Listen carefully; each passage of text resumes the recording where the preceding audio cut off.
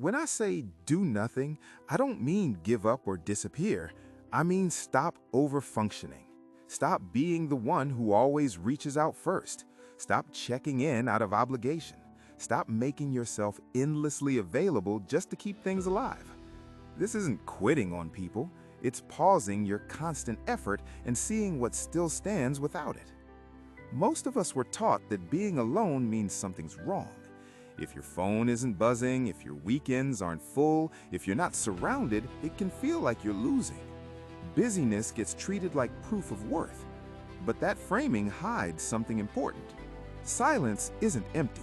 Silence is where you finally notice what's been missing because you were too busy staying connected to the wrong places. A lot of the noise in your life doesn't start inside you. It passes through you. Stress spreads, drama spreads, other people's urgency becomes your baseline. When you're constantly in conversation, your nervous system never fully powers down. You can't tell what's yours and what you picked up just by being around it. Distance isn't punishment. Distance is how you clean the signal. Being alone can feel scary at first. A quiet room makes thoughts louder. You notice feelings you've been dodging. That discomfort is real, but there's a question worth asking. What's worse, sitting with your thoughts for a while, or staying in rooms full of people who quietly drain you and call it connection? I've been in both. The quiet room is uncomfortable, but it's honest. Some crowded rooms aren't. Here's what changes when you actually pull back. Not dramatically, no speeches. You just stop initiating. You reply slower.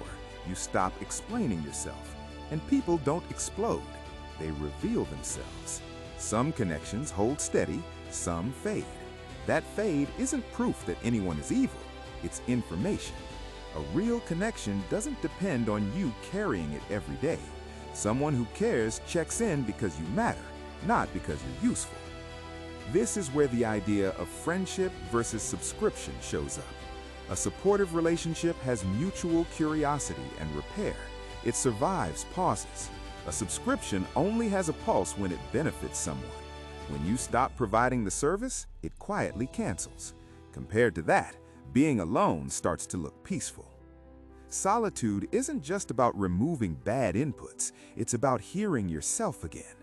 When you're always reacting, you lose access to your own preferences. You don't know what you want because you're busy responding to everyone else's frequency and calling that a life. Quiet gives you your inner voice back. You remember what you like, what you won't tolerate, and what kind of people actually fit you. That clarity is worth more than any crowded calendar. This doesn't mean cutting everyone off or vanishing. It means taking a deliberate break. Time box it. 2 weeks, a month. Reduce access without hostility. Turn off notifications. Stop apologizing for delayed replies.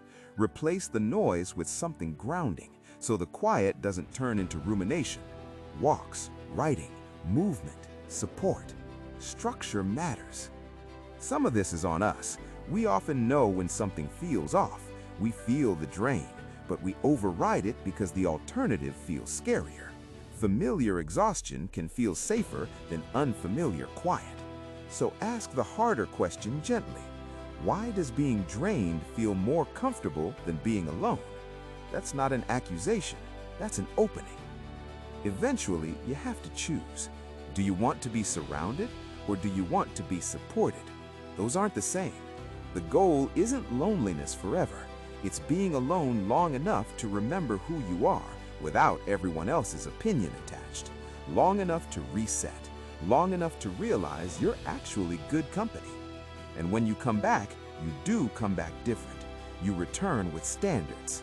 You know the difference between someone who adds to your life and someone who just fills space.